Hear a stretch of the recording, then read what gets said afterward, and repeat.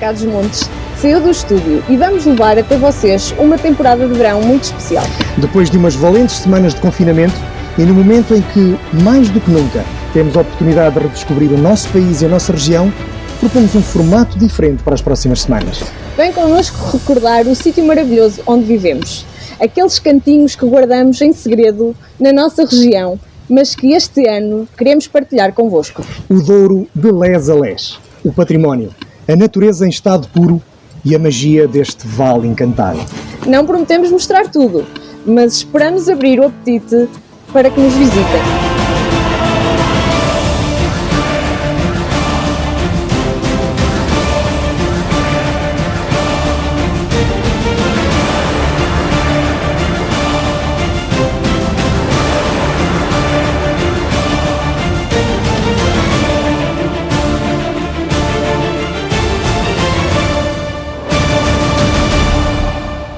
Armamar está implantada numa encosta íngreme e tem aos seus pés a cascata da Misarela. Nestas terras instalaram-se pela primeira vez populações há muitos séculos atrás. Esses registros encontram-se um pouco por todo o município, vão desde a pré-história até a séculos mais recentes. Chegar a Armamar pelo norte do município permite contemplar a paisagem marcada pelo maravilhoso anfiteatro das Vinhas, lado a lado com o Rio Douro e cujos socalcos o homem moldou durante séculos. A paisagem sul do município é marcada por extensos pomares de macieiras que dão a esta zona próxima do Douro um contraste único. O solo xistoso que predomina a norte dá lugar ao granito. A Vila de Armamar é a sede do município e situa-se numa zona de transição geográfica que divide o território em duas partes distintas. A norte, o Vale do Douro, e a sul, o Planalto Beirão. O perímetro urbano da vila é delimitado a norte por um precipício que desce até ao leito do rio Temilobos, numa zona em que este se precipita pela cascata da Misarela. A gênese e a história deste concelho estão intimamente relacionadas com o povoamento do território na época leonesa portucalense. No século XII, as lutas entre árabes e cristãos para a posse de todas as terras de Lamego tornavam desertas as terras de Armamar, as quais só voltaram a ser povoadas por ação de D. Afonso Henriques. Em 1189, Armamar foi doada ao mosteiro de Santa Maria de Salzedas e não teve, curiosamente, qualquer foral. Recebeu foral por D. Sancho I, em julho de 1194. A 3 de maio de 1514, teve foral novo, por D. Manuel I, e por decreto de 24 de outubro de 1855, Armamar foi elevada a cabeça de comarca. A origem do topónimo Armamar não se encontra ainda esclarecida, sendo contudo de admitir que terá tido origem no antropónimo germânico Ermamaro, Ermamarus, que seria um preso godo que acompanhava Afonso III quando este reconquistou a região de Lamego em 877. Nos séculos XII e XIII, o nome desta vila era Ermamar. As ruas do centro histórico conservam ainda muitos vestígios da sua origem medieval e ao percorrê-las vais certamente perceber esses sinais. O Santuário da Senhora da Piedade e os vestígios do Castelo de Armamar não constituem a referência mais remota da história armamarense, uma vez que terá sido edificado sobre as fundações de um castro celta ou pré-celta. É impossível visitar o município de Armamar e não ir a São Domingos. Neste monte sobranceiro ao Douro pode visitar a ermida de São Domingos, típica das romarias medievais, com histórias que vale a pena conhecer. De resto, a romaria de São Domingos ainda hoje se faz, nos primeiros dias de agosto, e depois há toda a beleza natural que vais contemplar a 360 graus. Deste miradouro, avistam-se terras pertencentes aos distritos de Viseu, Vila Real e Porto. À frente dos olhos ergue-se a imponente Serra do Marão e aos nossos pés o Rio Douro, que curva à esquerda perante o olhar das gentes da cidade do Peso da Régua. A oeste consegues identificar a cidade de Lamego pela belíssima escadaria que sobe ao santuário de Nossa Senhora dos Remédios. Neste local foi construída há quase 1000 anos a ermida de São Domingos. um exemplar típico das ermidas de romarias medievais. A referência mais antiga a este lugar data do ano de 1163. Dom Afonso V terá visitado a ermida na companhia da rainha Dona Isabel em 1454. Também o seu filho Dom João II e a sua mulher Dona Leonor terão feito o mesmo, anos mais tarde, a pedir intervenção divina para que lhe fosse concedido um sucessor. Voltaram a São Domingos uma segunda vez, em finais de 1483, já com o seu filho varão, o príncipe Dom Afonso. De facto, casais que procurassem ter filhos e tivessem dificuldades em consegui-lo, dormiam ao relento sobre a pedra propiciatória, ou fraga da fertilidade, que ainda hoje se pode ver junto da porta da sacristia da ermida. Era um lugar de romaria e antigas peregrinações reais, a que o povo deu continuidade durante e depois da Idade Média. A romaria era tão importante que a ela estava obrigada a incorporar-se a Câmara de Lamego, que levava à frente a bandeira real, seguida dos vigários, capitulares da Sé, clérigos, beneficiados, padres coreiros, os franciscanos do convento de São Francisco e muito povo da cidade e arredores. Sabrosa. As suas terras e as suas gentes têm sido sempre fonte de inspiração constante para escritores, historiadores e outros apaixonados pelo Douro. Aqui podes também encontrar uma das melhores paisagens de Portugal, que é Património Mundial da Unesco, um magnífico cenário e um solo ideal para a qualidade das uvas, das quais são feitos os melhores vinhos do mundo. Espalhados um pouco por todo o concelho, surgem à vista interessantes exemplares de arte sacra, igrejas, capelas e santuários que irão surpreendê-lo em cada recanto ou em qualquer aldeia. Regresso às fragas de onde me roubaram. Ah, minha serra, minha dura infância, como aos rijos carvalhos me acenaram. Mal eu surgi, cansado na distância. Cantava cada fonte à sua porta, o poeta voltou. Atrás ia ficando a terra morta, dos versos que o desterro esfarelou. Depois o céu abriu-se num sorriso e eu deitei-me no colo dos penedos, a contar aventuras e segredos aos deuses do meu velho paraíso. Miguel Torga nasceu em 1907, em São Martinho de Anta. Apesar de médico em Coimbra, era aqui que mantinha uma pequena casa onde escrevia e cuidava do jardim. Outra das figuras do concelho é Fernão de Magalhães, cuja sua grande viagem de descobrimentos ao serviço dos reis de Espanha veio a provar que o mundo era redondo. São ainda hoje muito confusos os dados sobre a naturalidade e filiação deste grande português. Embora tudo leve a crer que tenha nascido na Casa da Pereira de Sabrosa, no último quartel do século XVI, e que tenham sido seus pais Rui de Magalhães, casado com Dona Alda da Mesquita Pimentel de Vila Real. A Casa da Pereira pertenceu a João da Silva Teles, casado com Dona Teresa de Magalhães, irmã de Fernão de Magalhães. Foi em nome destes que o grande circunnavegador, a 17 de dezembro de 1504, instituiu um vínculo de morgado e capela de inovação do Senhor Jesus da Igreja de Sabrosa com a pequena Quinta da Sonta, nomeando sua irmã e seu marido, seus primeiros administradores e seus herdeiros universais. É por isso que se pode afirmar que Fernão de Magalhães seja de Sabrosa. Pelas ruas de Provesende sente-se a história de outros tempos. Os vinhedos em volta e as inúmeras casas brazonadas remetem-nos, no tempo e no espaço, para uma viagem nostálgica. Com a ocupação moura e a reconquista pelos cristãos, foi doada aos congregados de Santa Marinha por D. Afonso Henriques, originando uma lenda, a lenda de Zaide, que deu o nome à aldeia. O poderio da classe nobre é ainda hoje recordado por inúmeros solares e casas brazonadas espalhados por Provesende. Muitos destes solares e casas brazonadas são também testemunhas da história do país, do concelho e até mesmo das pessoas que por cá passaram. Do alto do Planalto, que alberga esta pequena aldeia vinheteira, avista-se o Douro.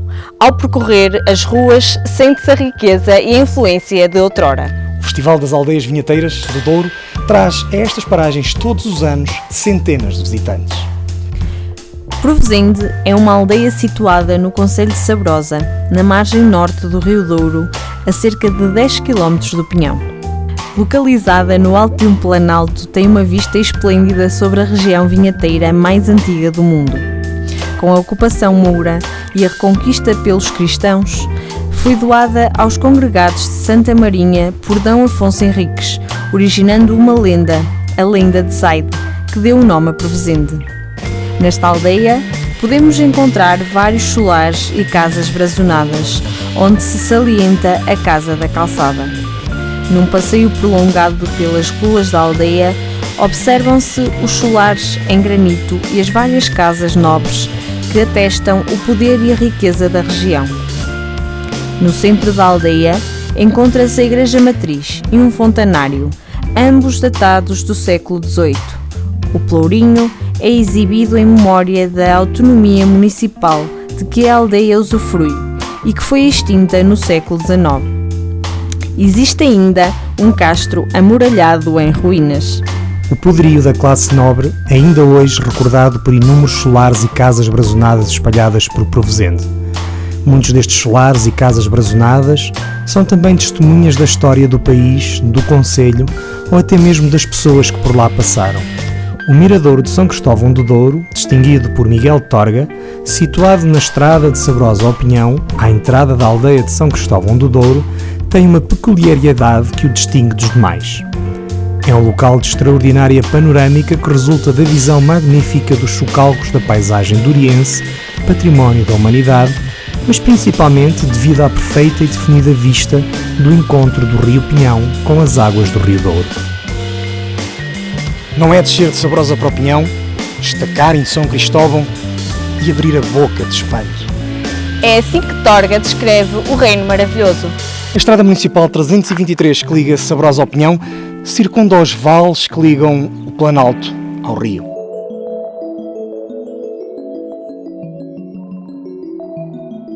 A história da cidade de Tarouca, como aliás de todo o concelho, não deixa dúvidas quanto à sua importância no contexto regional e mesmo nacional.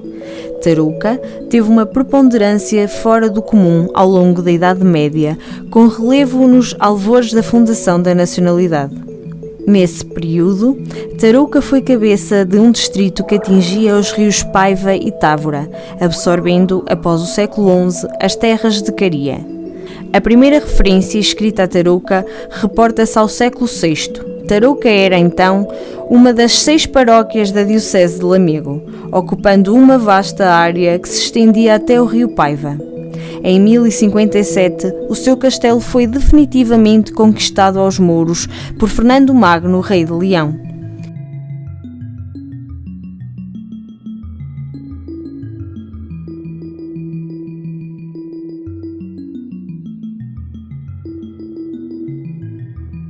O início da nacionalidade está intimamente ligado a Tarouca, quer pelo nosso primeiro rei, cuja figura está associada à construção do mosteiro de São João de Tarouca, quer ainda por Egas Muniz, que foi senhor da honra de Dalvares e cuja esposa, Dona Teresa Afonso, mandou erigir o convento de Santa Maria de Salzedas. Paio Cortês, Monteiro-Mor de D. Afonso Henriques, foi senhor da honra de Gouviães.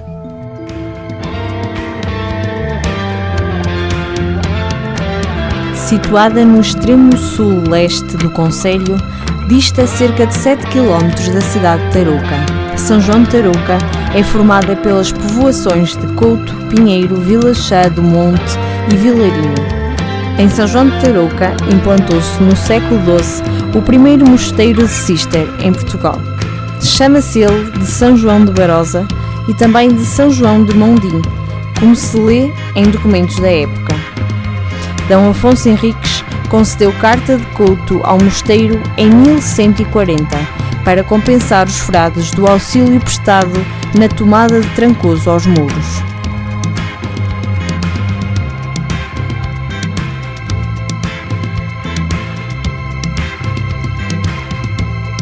A história da freguesia de São João de Tarouca encontra-se intimamente ligada ao seu mosteiro, enraizado na cultura das suas gentes e do concelho em geral. Numa terra onde ainda se guardam e praticam os segredos do fabrico caseiro de queijo de cabra, é a agricultura a principal ocupação dos seus habitantes. cultivam-se os cereais e a batata. Em determinadas épocas do ano, pesca-se a truta e o bordalo. O Mosteiro de Santa Maria de Salzedas é o principal ícone desta aldeia vinheteira e em torno do qual esta povoação se desenvolveu. Mas há outros pontos de interesse nesta localidade. O bairro do Quelho, pensa-se que em tempos terá sido uma judiaria e a ponte românica, onde estamos. É aqui em Salzedas que poderá descobrir uma das receitas mais antigas e bem guardadas da tradição monástica da Ordem de Cister do Mosteiro de Santa Maria de Salzedas, o licor de baga de sabugueiro. A fórmula deste licor só há pouco tempo foi desvendada, sendo atualmente comercializada sob o nome de sambuco. Nas feiras e romarias na região do Douro poderá facilmente encontrar o biscoito de Salzedas, ou como outros lhe chamam, o biscoito da Teixeira. Contudo, apenas em Salzedas poderá apreciar este biscoito segundo a receita tradicional dos monges de Cister, do Mosteiro de Santa Maria de Salzedas. A Semana Santa, as janeiras e as bandas musicais encontram nesta localidade também um particular simbolismo. A construção deste mosteiro liga este núcleo religioso às raízes da nacionalidade. O mosteiro surpreende-nos no meio do casario do pequeno burgo que se formou em seu redor, e a sua imponência está marcada por vários estilos decorativos que foi acumulando ao longo do tempo, desde o românico até a um mais tardio, o barroco. Classificado como Monumento Nacional, é mais um exemplar da Ordem de Cister. Chegou a ser um dos mais ricos mosteiros portugueses, detentor de uma biblioteca notável. Atualmente, representa um ponto de visita incontornável pela história e riqueza estilística que encerra. O principal ponto de interesse é a Torre de Ocanha, classificada desde 1910 como Monumento Nacional. A torre proporcionava funções de defesa junto à ponte medieval, o controle de pessoas e bens e ainda a cobrança de portagens, cujos rendimentos beneficiavam o culto monegástico de Salzedas. A ponte, porém, continuou a ser usada, sendo um dos principais pontos de passagem do rio. Entre a antiga ponte e a nova, existe uma praia fluvial.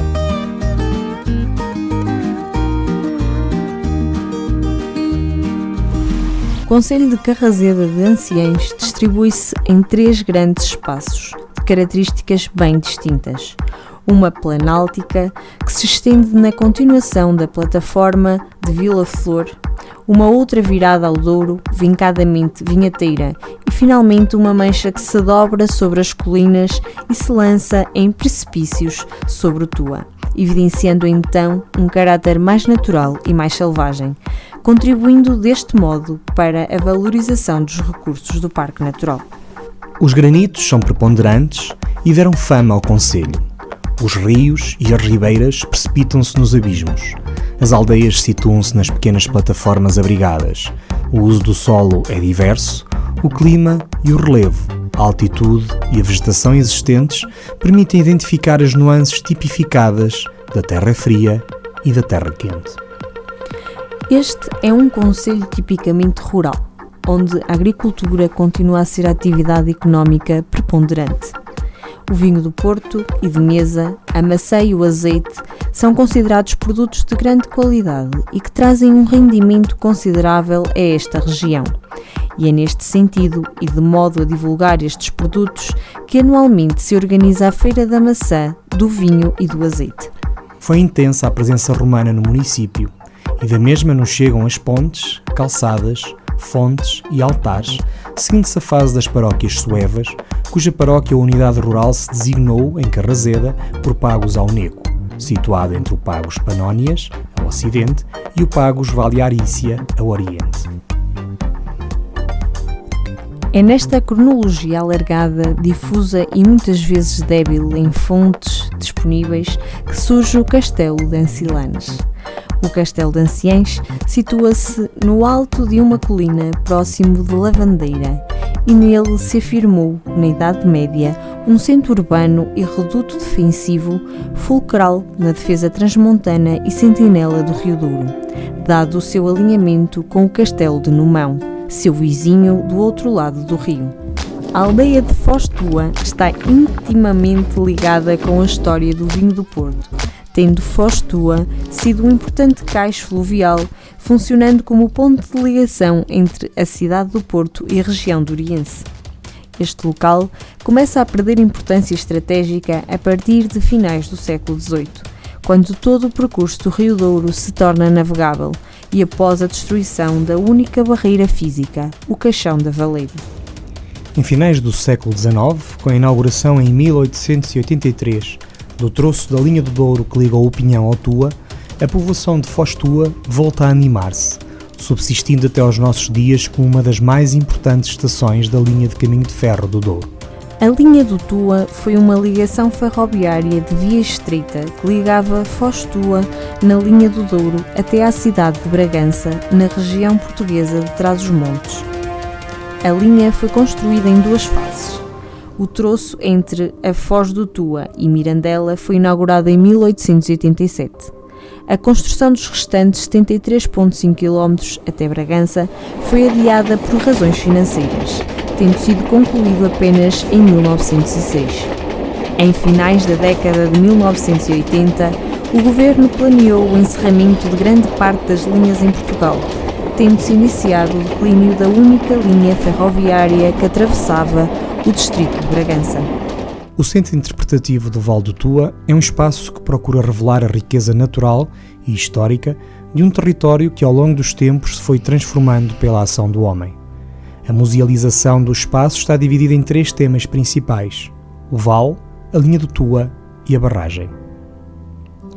O tema, o vale, pretende levar o visitante a envolver-se com o Vale do Tua em toda a sua dimensão, natural e humana. Numa área tubular, é criada uma cápsula temporal que direciona o visitante num percurso de milhares de anos, desde a dimensão geológica e natural do vale até ao seu povoamento. No tema A Linha do Tua, o objetivo é recordar e aproximar. A ideia é levar o visitante a recordar o caminho de ferro e compreender a realidade local, podendo envolver-se com o sentimento dos habitantes pela perda do acesso ao comboio. A ligação entre a via férrea e os residentes do Douro e Trás-os-Montes é um momento que se celebra. No tema, a barragem, quer-se levar o visitante a compreender a barragem e demonstrar a relação estabelecida pelo desenho do arquiteto Eduardo Souto de Moura entre a paisagem e a exigência da tecnologia. Para explorar melhor o território, é importante percorrer a Rota dos Miradouros, que é composta por 7 miradouros: da Senhora da Graça, da Brunheda, de São Lourenço, Olhos do Tua, Senhor da Boa Morte, Rota do Douro e da Fraga da Ola. Para tal, o município traçou um mapa que te permite realizar este roteiro. O Museu de Memória Rural pode ser o ponto de partida para conhecer o concelho de Carraseda de Anciães.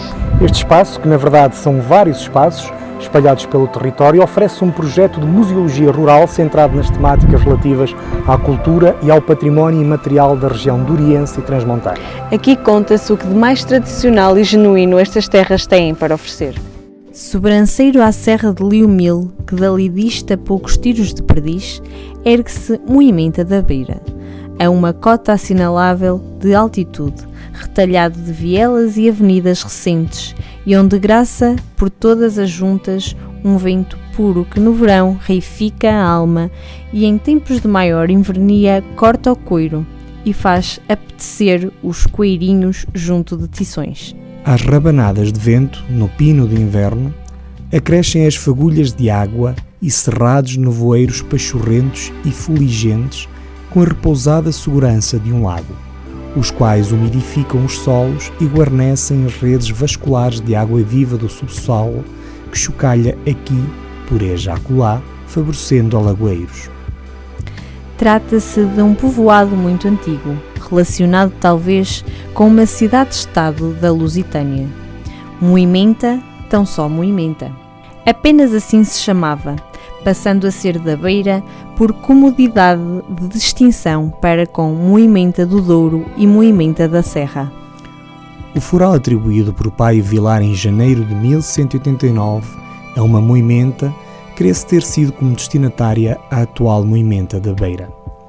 Este afuramento particular e não régio indica uma pretensão muito antiga de concessão de privilégios com o objetivo de atrair o povoamento, o que paulatinamente foi acontecendo.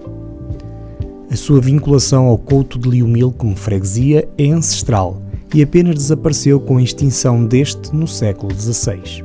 Com a construção da barragem do Vilar, o pequeno curso de água transformou-se numa imensa albufeira, que é hoje aproveitada para fins turísticos, designadamente a sua praia fluvial, classificada pelo Instituto da Água.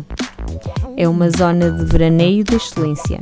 Tem bar com esplanada, espaços de muita sombra, mobiliário urbano, gaivotas para percorrer as águas calmas do rio Távora. Toda a sua envolvência e zona balnear é propícia a atividades em família, piqueniques, observação de aves. Nas íngremes lombas de uma áspera serrania cimentou-se Castelo, a leste de Moimenta da Beira. Lá do alto, fita-se o florescer de múltiplas árvores, no anteparo do mistério fecundador. A terra ao léu, que bordeja o ribeiro que marcha rumo ao Douro, ostenta fervorosas ravinas e, ao cimo, o espaço de urbe. De postura cândida, no meio de um fervilhar estonteante do verde que a abraça, realçam-na pergaminhos onde a história reza velhas memórias de que é possível encontrar ecos no manancial artístico e monumental ainda existente.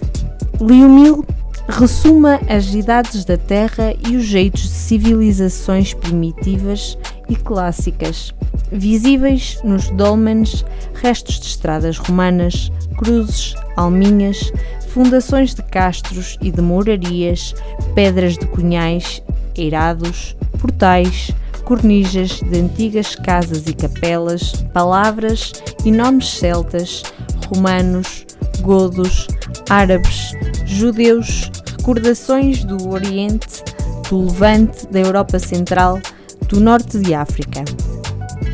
Mergulhando na bruma dos séculos, o que encontramos é uma história de excelência galgada com um aprumo de honra e fidalguia. Foi sede de um concelho frondoso, extinto em 1855.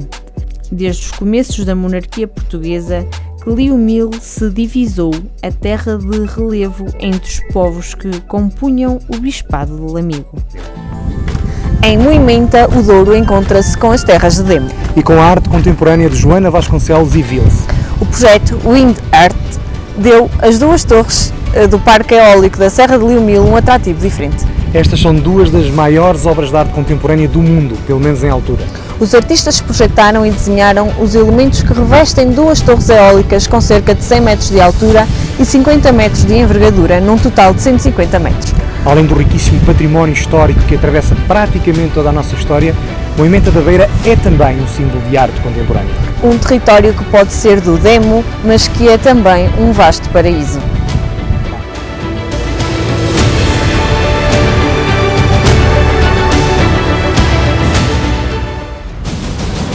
Para Carlos Montes e a Universidade FM vão escolher os projetos que mais se destacaram em 2020.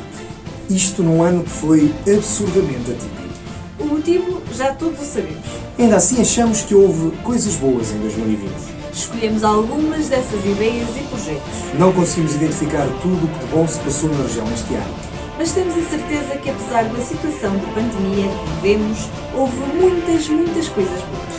Vote em www.paracadosmontes.associaçãovaldouro.pt ou no site da Universidade FM nos projetos que, na sua opinião, merecem destaque este ano. Vamos anunciar os resultados da votação num programa especial.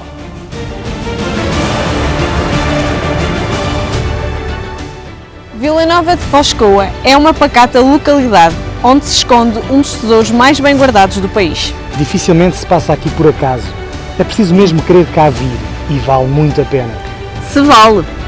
Trata-se de um local único com arte de várias épocas gravadas nas pedras. Um rio que corre por entre paisagens rudes e selvagens. Um vale que produz o vinho, o azeite e a amêndoa. E gentes acolhedoras, sempre prontas a partilhar este pequeno enxerto de paraíso.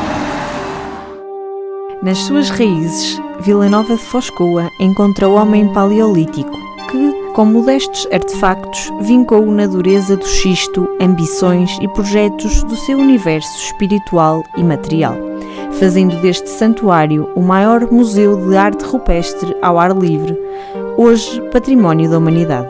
Os vestígios da ocupação humana, mais ou menos intensa, prolongam-se pelos tempos castrejos e romanos.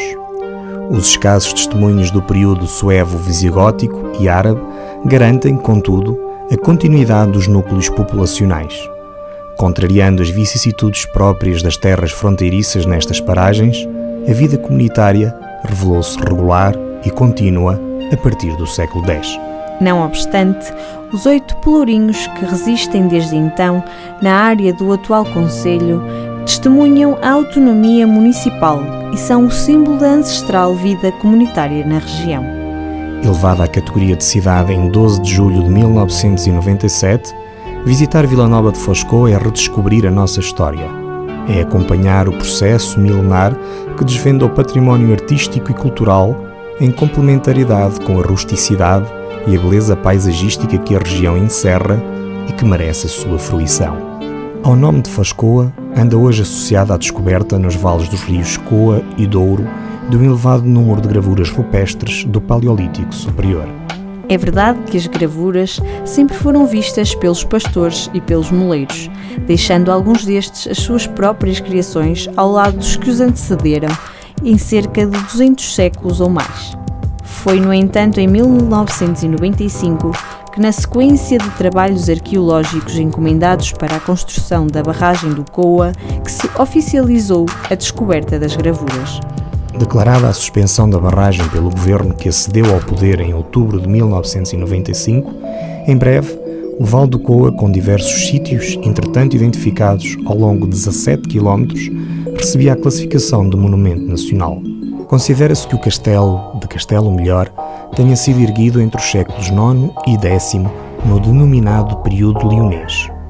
Visto de longe, parece uma coroa de rei plantada num cabeço de terra. Testemunha silenciosa de um passado milenar, a sua porta é em arco quebrado.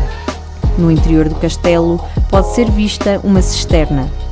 Quando nele vier a ser feita uma prospecção arqueológica que se justifica, é bem provável que ali se venham a encontrar diversas estruturas medievais enterradas, bem como uma necrópole tardo-medieval ao longo do pano interior da sua muralha. As origens de Almendra devem remontar à Idade do Ferro.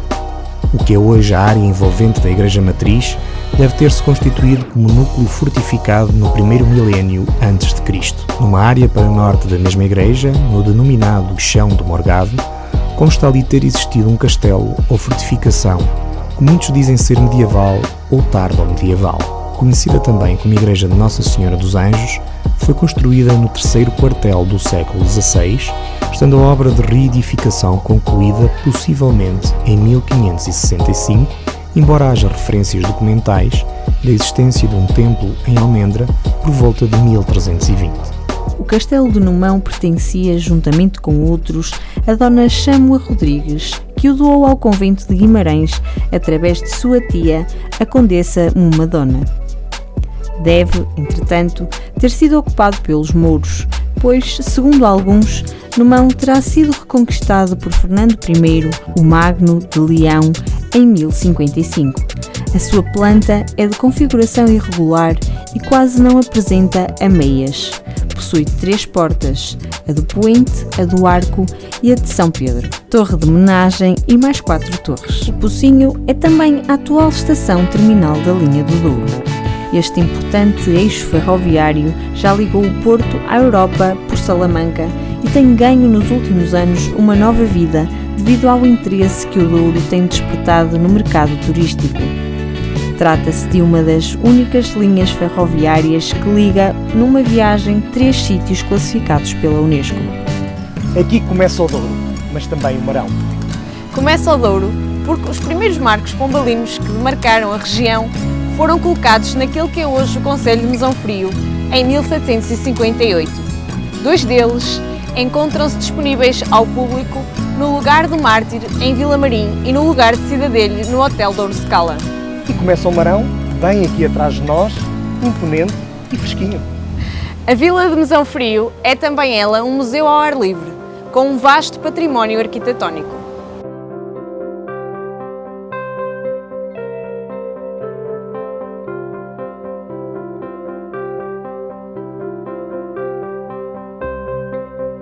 A fundação do Convento dos Franciscanos, em Mesão Frio, não tem uma data precisa. Fortunato de Almeida, o conceituado autor da História da Igreja de Portugal, diz que o Mosteiro de São Francisco de Mesão Frio foi fundado em 1724 para frades, e Frei Henrique Rema dá o ano de 1744 como data provável da sua função.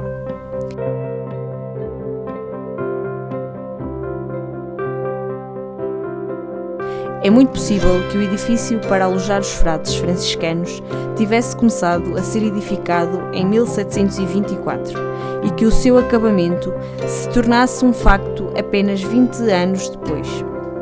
Entre uma e outra data, aparece ao lado da igreja do convento a Ordem Terceira de São Francisco, em cuja direção estiveram outrora os frades.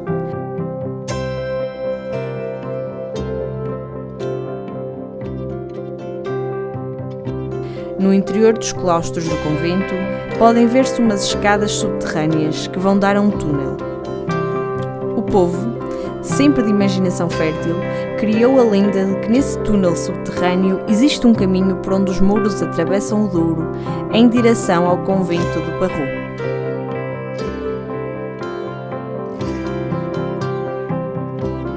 Atualmente, e desde 1834, é neste edifício que funcionam as várias repartições públicas do Poder Judicial, Administrativo e Autárquico da Vila de Mesão Frio.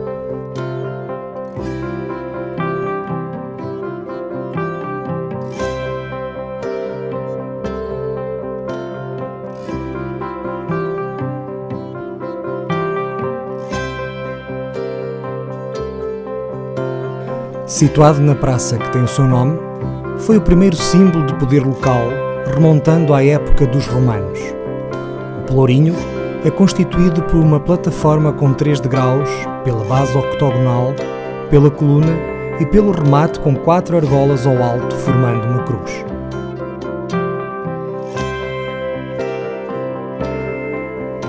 O reinado de D. Afonso III contribuiu para que a implantação deste símbolo fosse uma constante em todos os concelhos como poder local de julgamento, como era em Barqueiros, Mesão Frio, Vila Marim e Vila José.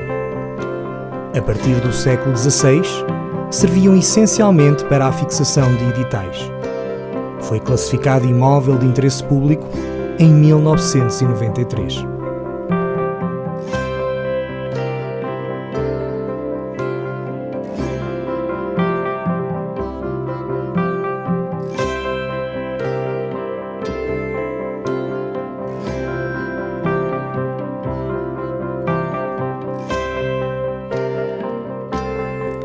A Igreja de São Nicolau foi profundamente alterada no século XVIII.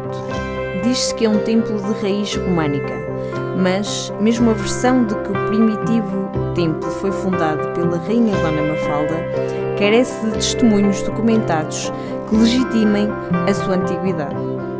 Muitos autores querem provar a antiguidade deste templo pela espessura das suas grossas paredes, mas o seu traço arquitetónico é uma reconstrução oitocentista, na qual se aproveitou parte das pedras que pertenciam à antiga Igreja da Misericórdia.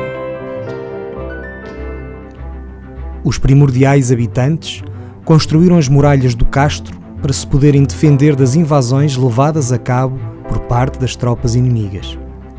Durante a Idade Final do Bronze, foi edificada uma muralha exterior, criada provavelmente para defesa contra os supostos invasores. Neste mesmo castro, com as escavações arqueológicas levadas a cabo em 1983, foram encontradas moedas romanas com a imagem do imperador César Augusto. O castro de Cidadelho foi classificado como imóvel de interesse público em 1992. Além do lado oculto, a ponte romana foi por onde passaram as tropas de Június Brutus no ano 134 a.C., para destruir o castro céltico na fortificada povoação de Civitadela.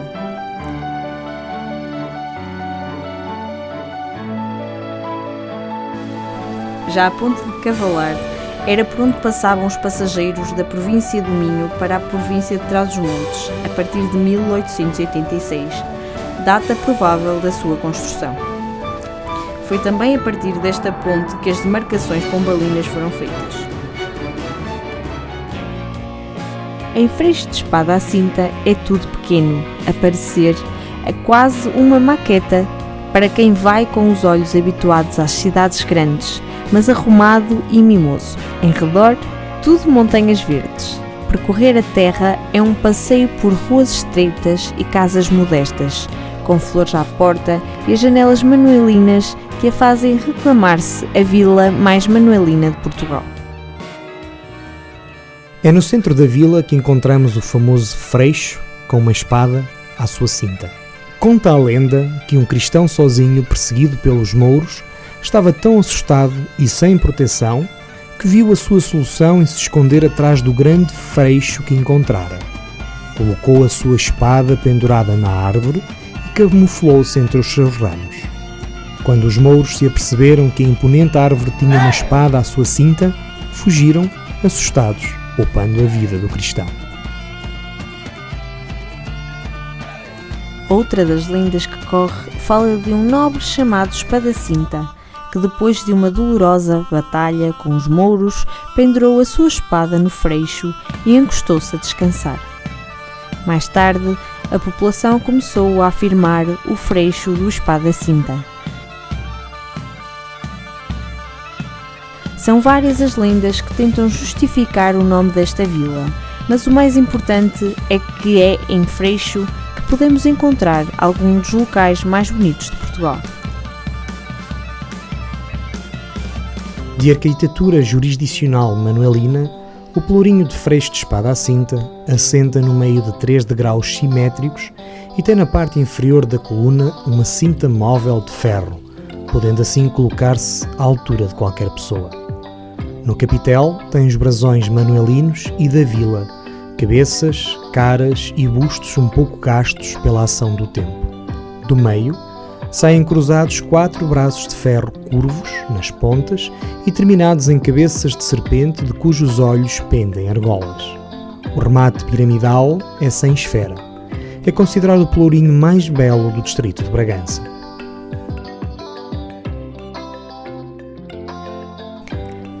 Guerra Junqueiro é uma das personalidades de Freixo de Espada à Cinta. Nasceu em Ligares, freguesia do concelho, a 15 de setembro de 1850.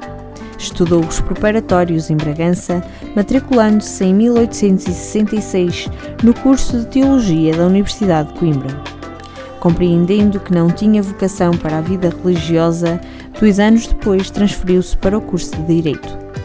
Em 1878, foi eleito deputado pelo Círculo Eleitoral de Macedo Cavaleiros. Guerra Junqueiro iniciou a sua carreira literária de maneira promissora em Coimbra, no jornal literário A Folha. Desde muito novo, começou a manifestar notável talento poético e já em 1868 o seu nome era incluído entre os dos mais esperançosos da nova geração de poetas portugueses. Quando se deu o conflito com a Inglaterra sobre o mapa cor-de-rosa, que culminou com o ultimato britânico de 11 de janeiro de 1890, Guerra Junqueiro interessou-se profundamente por esta crise nacional e escreveu o opúsculo Finis Patriae e a Canção do Ódio. Do antigo castelo de Freixo de Espada à Cinta, sobra agora apenas a torre heptagonal. Já este ano, escavações arqueológicas deixaram a descoberto as fundações medievais que outrora suportaram uma fortaleza imponente que defendeu Portugal. Por esse motivo, é projeto para o futuro voltar a devolver a imponência do antigo castelo com a construção de 4 torres com cerca de 25 metros de altura. A importância deste castelo é muita para Trás-os-Montes. Será uma das mais antigas fortalezas da região e que remonta ao século XII. Ao longo de todos estes anos, além da defesa do país, era a partir deste castelo que a travessia de barca para o Reino de Castela, no Rio Douro, era controlada. O troço fronteiriço do Rio Douro corresponde ao Vale Profundo, encaixado e de margens escarpadas que separa Portugal de Espanha. O Parque Natural do Douro Internacional, com cerca de 87 mil hectares, abrange a extensa superfície adjacente ao rio. Talvez o mais imponente de todos, o Miradouro de Penedo de Dourão, é o decano dos miradouros. Torna-se no mais emblemático de todo o percurso dos miradouros. Acostado ao Douro Internacional, as paredes rochosas que o sustentam deslizam, a pique, a uma altitude de 550 metros, pela paisagem pautada pela diversidade. A agressividade do solo concorre com terrenos férteis que albergam vinhas e olivais. A fauna apresenta-se neste espaço como o grifo, a águia real e outras aves de rapina. Torre de Moncorvo situa-se no norte de Portugal, no sul do Nordeste transmontano, perto da fronteira com Espanha, na confluência dos rios Sabor e Douro. Terá surgido de uma antiga vila de alta idade média, que se chamava Vila Velha de Santa Cruz da Vilariça. Reza a tradição de que os habitantes desta povoação a abandonaram, talvez devido ao local ser pouco fértil para as culturas ou de ser consequentemente abalada por devastações mouriscas, que eram muito habituais na altura, deslocando-se assim para a parte mais inferior da Serra do Reboredo. Este abandono de Vila Velha de Santa Cruz da Vilariça terá ocorrido nos finais do século XIII, porque, no início desse mesmo século, a vila dava mostras de relativa vitalidade, onde recebeu, em 1225, de D. Sancho II, uma carta foral que lhe concedia importantes isenções e regalias penais e fiscais. A vila da Torre de Moncorvo possui um admirável centro histórico, dada a sua importância política e económica na região transmontana desde pelo menos o final da Idade Média. Aqui podem desfrutar das ruínas da cerca medieval de Dom Dinis, com reformulações de Dom Fernando e da dinastia de Avis. A qualquer visitante não será certamente indiferente o majestoso templo, a Igreja Matriz, autêntica catedral dos séculos XVI e XVII. Percorre as ruas do núcleo medieval e renascentista e vê os magníficos solares, elegantes capelas, as fontes, os exemplares de casas tradicionais, a Igreja da Misericórdia com o Museu de Arte Sacra, o Museu do Ferro e da região de Moncorvo, o Núcleo Museológico da Casa da Roda, o Núcleo Museológico de Fotografia do Douro Superior ou a Oficina Vinária. A construção da Igreja Matriz iniciou-se na primeira metade do século XVI, prolongando-se até aos primeiros anos do século seguinte. Na fachada principal destaca-se a torre saliente que transmite um acentuado sentido de elegância ao edifício e o belo pórtico de estilo renascença. De realçar ainda um belo conjunto de esculturas, nomeadamente os anjos que coroam o topo da igreja, sobre o altar-mor, bem como as gárgulas que se encontram ao nível da cornija. O Vale da Vilariça corresponde a uma falha tectónica preenchida pelos aluviões originados pelas cheias, localmente denominados de rebofas, provocadas pelo refluxo de águas do Sabor e da Ribeira da Vilariça em alturas de cheias no Douro. Os terrenos fertilizados por estas cheias tornam-se ubérrimos. Ficaram famosas por todo o país e além fronteiras as enormes produções de linho cânhamo desde a Idade Média, cereais e produtos hortícolas, particularmente o melão, o feijão e o grão. São igualmente conhecidas as experiências com a produção de tabaco. A partir do século XX, o cultivo da vinha tornou-se dominante, restando na atualidade poucos espaços para a produção de outras culturas. Recentemente, tem-se assistido ao ressurgir da produção hortícola no Vale, com destaque para a abóbora, o melão, as couves, o feijão, o tomate e os morangos. Torre de Moncorvo acolhe o Rio Sabor no seu troço terminal, constituindo o seu vale fonte de riqueza para as populações de Souto da Velha, Felgar, Larinho, Torre de Moncorvo, Cabeça Boa, Horta da Vilariça, Cardanha e Adeganha, durante longas gerações. A riqueza e a diversidade biológica é excepcional. Há um conjunto de localidades fantásticas no concelho de Torre de Moncorvo, com muita história e muito património para partilhar. Estamos em Carviçais, a maior freguesia do concelho e talvez uma das mais conhecidas. Se no passado a história do ferro e do wolfrânio passaram por aqui, no presente há ainda muito para conhecer em Carviçais. O que resta da linha do Sabor, que no passado ligou o Planalto Mirandês ao Douro, ao Porto e ao mundo, pode ainda ser observado da antiga estação ferroviária de Carviçais. O canal ferroviário é hoje uma ciclovia. Se Paredes de Coura foi o primeiro festival de música em Portugal em 1993, o Carviçais Rock arrancou 3 anos depois. Desde 1996 que Carviçais é a capital do rock português. Planeada desde 1877, a construção da linha do Sabor tinha como objetivo fornecer uma ligação ferroviária ao Planalto de Miranda, atravessando os concelhos de Moncorvo, Freixo, Mogadouro, Vimioso e Miranda do Douro. Carviçais é a maior freguesia de Torre de Moncorvo.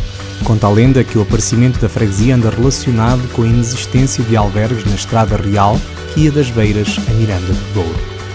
Então, uma família decidiu abrir uma estalagem para abrigar os viajantes no local de Carviçais. O local da estalagem, tendo ficado bem posicionado, serviu de chamariz a muitas outras famílias que habitavam a antiga Vila de Mós, acabando por trocar a residência para este local.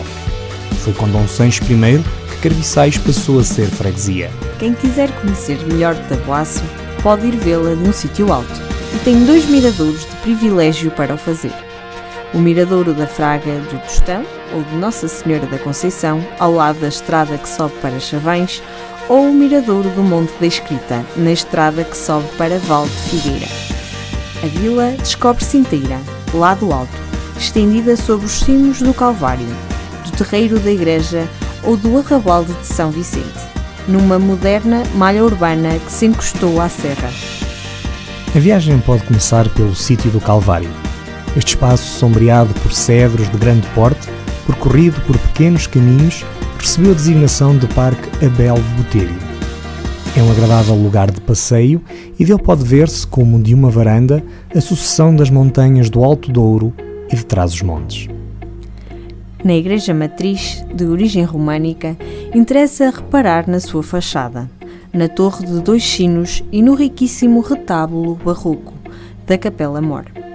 Dentro da igreja são de salientar os altares dedicados a Nossa Senhora da Graça, Nossa Senhora das Dores, Cristo crucificado e ao Senhor dos Passos.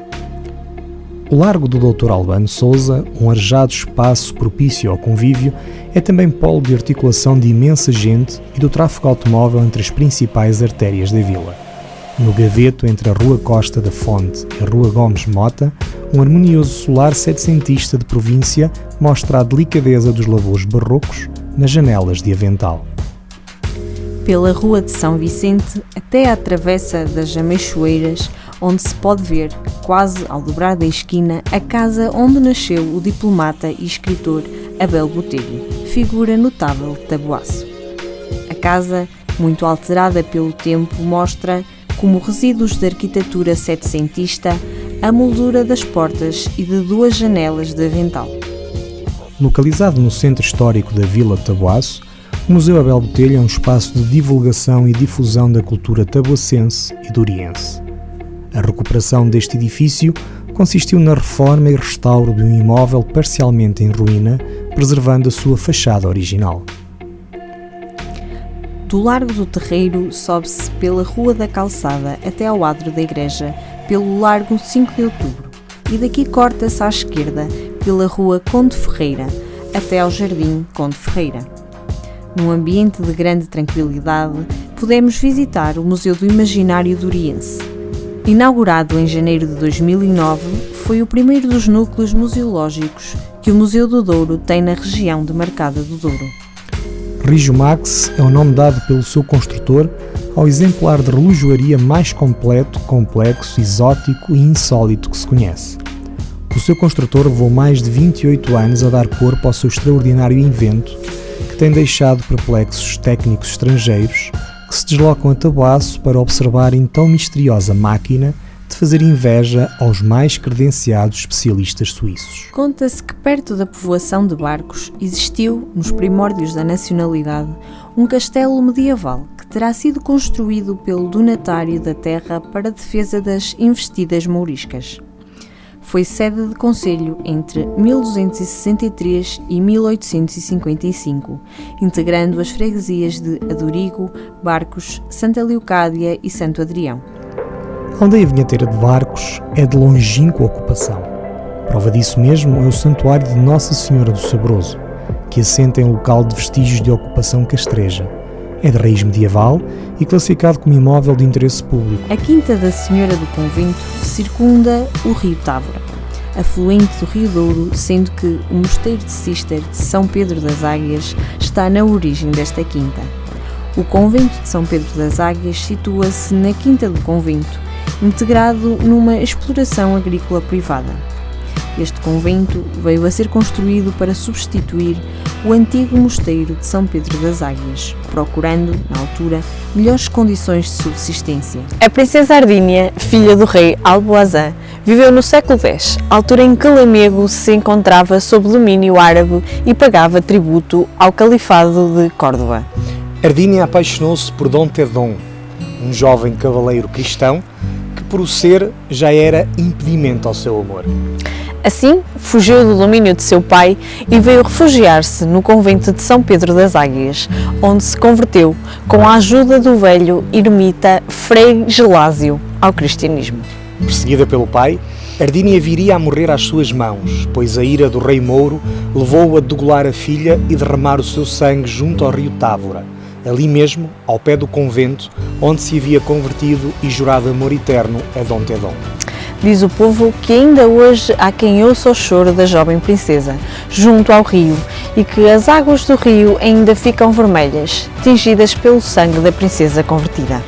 Esta é uma das muitas lendas e histórias que este maravilhoso território de Taboaço encerra. Hoje, como sempre, convidamos-te a vir descobrir os segredos que nós não contamos. Dos frondosos vinhedos do Douro às escarpadas fragas do Vale do Tedo ao Vale do Távora. O melhor do Douro está em Taboaço.